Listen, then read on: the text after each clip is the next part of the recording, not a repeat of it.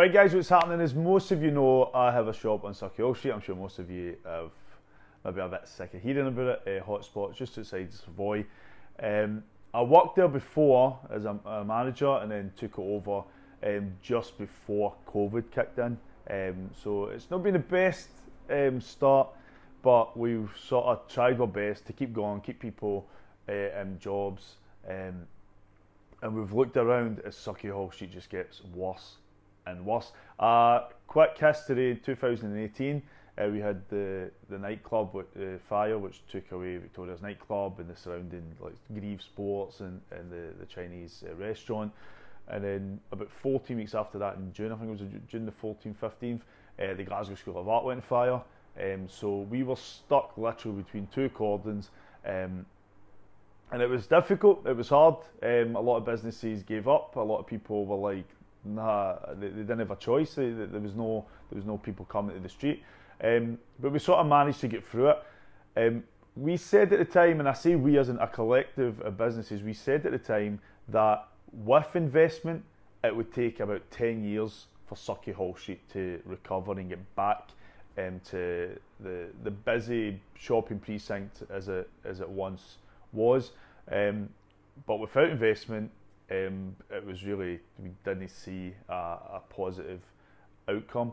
Some of the space where the Victoria's nightclub is, for example, is still lying empty, and further up the street towards the O2 ABC, these places have just been abandoned. The insurance companies, I think, are thinking it's just too much even to go in and probably demolish it just now. So there's been a lot of issues in Sauchiehall Street, but the COVID restrictions have impacted us even more. There's a lot of offices that use Sauchiehall Street. So, for example, my business, we would benefit from the offices that were above us, but we're still encouraging people to work from home, which means people aren't coming in, which means we aren't getting the benefit of that trade. A lot of people that are typically elderly would use parts of Sauchiehall Street for their coffees and their shopping and their groceries and things like that.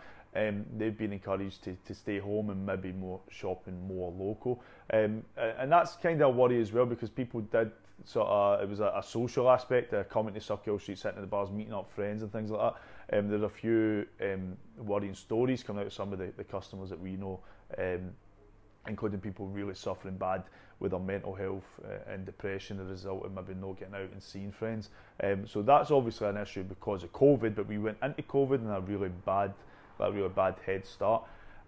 Now what's happened is Marks and Spencer's, which have been for the last few years been discussing it, have decided that that's it for them. They're looking to leave Sauchiehall Street, and they're added to a whole list of names. So some of the names that recently went are Argos, the Co-op, Santander, Vodafone, Virgin Media, EE, Lush, I mean Watt Brothers. I mean the list goes on and on. Some of these shops you would see in every high street, so the fact that they're not able to survive in Sauchiehall Street is a worry. We are obviously a small business and we're struggling, but Marks and Spencer still being there brought some footfall, and it's now just devastating. It's because it's hard to be positive, and I do feel for a lot of businesses that some people putting their whole lives into being sole traders and working on their businesses and building it up, and it's just a shame to see the looks in their faces when another big blow like this happens. What can be done? Well, the council does have the Avenues project. Now, I've kind of been a bit negative about it because I've said it's a bit like, it's like pretty lights and cycle lanes. It is a bit more than that, but that would, for me, can only work with a functioning Sauchiehall Street and normal trading times like pre-2018 and before the fires. So a lot of people would make the point that there isn't a need for established shops to sell things. They'll say, oh, but everything's online now, and I don't believe that. Go to Silver Barn or Braehead Shopping Centre, where they've got places where you've got free parking, you've got all the shops in the one place. People still tend to go to these places. Yes, some of the bigger stores have struggled, like Debenhams and Marks and Spencers and Woolworths, because maybe they haven't changed what they're selling and how they're selling it. But there is still a need for retail in the UK and definitely in Scotland and definitely in the heart of Glasgow. The problems that I see are one issue being the restrictions in the road. It's very difficult coming in and out of the city centre. It's difficult finding parking. It's extortionate to find parking. There's the cycle lanes now taking up big vast amounts of the road and not a lot of cyclists using it. And in Sauchiehall Street in particular, with the Avenues project, they've lowered they've shortened the amount of space for traffic. They've got rid of a lot of the parking spaces, and they put these cycle lanes in and extended the pavements. Now, the idea I think behind that is to allow cafes and bars, even before COVID, the idea was that they would come out onto the pavement. But we're not a warm European city. We have the sun for a few months of the year, a few weeks of the year if we're lucky, and I don't see how that angle it would work for Glasgow.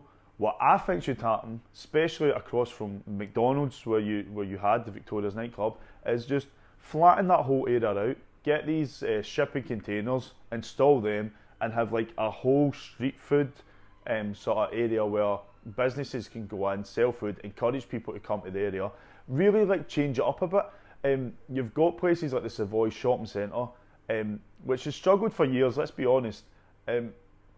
But there's ideas for different parts of the UK where if you extended the opening hours and started reaching out to a diverse group of communities, go to the Chinese community and say, oh, you can open in a shop here, go to the African community, have different styles and different cultures and that congregating in the same place, extend the opening hours because people after work can find somewhere to go and they will use them.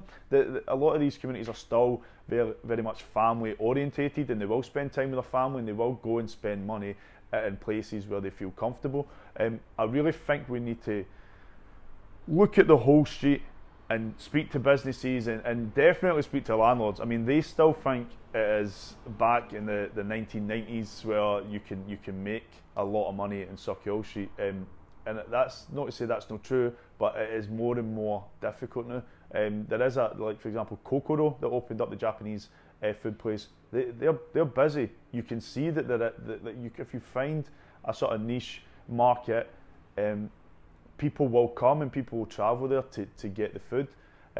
But on the whole, we do sort of need to look at Sauchiehall Street, and it is everyone's responsibility. If the council take a step back and just sort of let things roll out, I don't think it's good. I did say in an interview earlier, they're filming all the Batman films here and the Batgirl films because we're becoming like a rundown Gotham City. And at times it feels like that, and